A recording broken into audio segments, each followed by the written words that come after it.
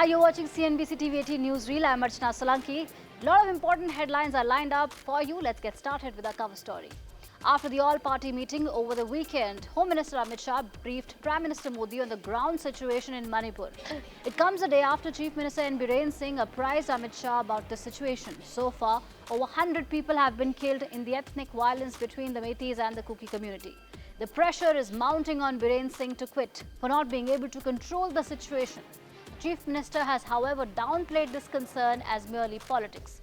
According to police, the situation is tense but is under control. Meanwhile, on Sunday, the army had to release 12 militants after a mob led by women interrupted a counter-insurgency operation in the capital, Imphal. The army said it did so to save civilians' lives. Financial influencers who have been on the regulatory radar are in news again. An advertisement with a photograph of YouTube-based CA Rachna Ranade appeared across national dailies, along with the IT Ministry logo. Minister of State Rajiv Chandrasekhar clarified the ads do not mean the government endorses the content creators.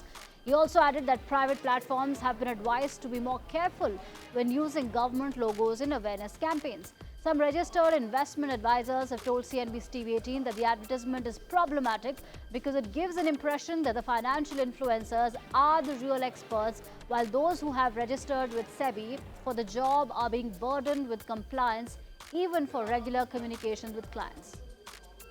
Travel companies and banks are not ready yet to start collecting 20% TCS on foreign spends from the 1st of July. While banks have sought an extension in the deadline, tour operators are urging the government to roll back the 20% rate to the earlier rate of 5%. Several employees have accused EdTech startup Byju's of not depositing the Provident Fund component of their salaries. According to EPFO data accessed by Money Control, the company failed to make PF contributions with a lag of almost 3 to 4 months. The data also highlighted that for some employees, Byju's made PF contributions for December only in June. Meanwhile, the management has reportedly reached out directly to investors, assuring them that the company will release its financials and strengthen its accounting process by the end of September. Hundreds of people, mostly tourists, were stuck on a national highway in Himachal Pradesh since last night after heavy rainfall and landslides in the region.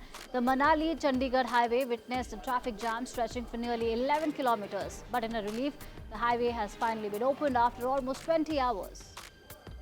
Home Minister Amit Shah talked with Assam Chief Minister Himant Biswa Sarma as the flood situation in various districts of Assam continues to get worse, with over 2.71 lakh people impacted. NDRF, SDRF, fire and emergency services personnel are engaged in the rescue operations. Protesting wrestlers say that their fight against the Federation chief Brij Bhushan Singh will happen in the court and not on the road. They say that the demand for a charge sheet has been fulfilled as they await the result of the Federation elections in 2 weeks. Singh is facing allegations of sexual misconduct, among others.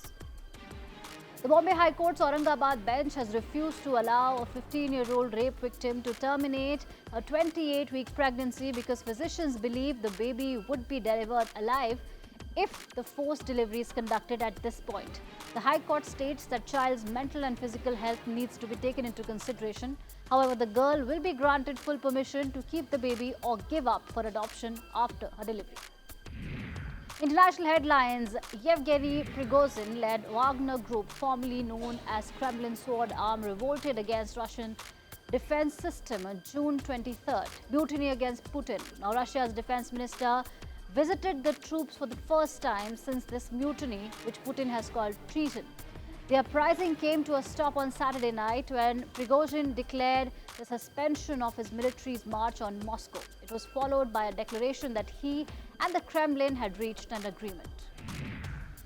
Myanmar officials burned more than $446 million worth of illicit drugs collected around the country. The move was to commemorate the annual Worldwide Anti-Drug Trafficking Day. Piles of heroin, meth and opium were burned in a commercial hub in Yangon.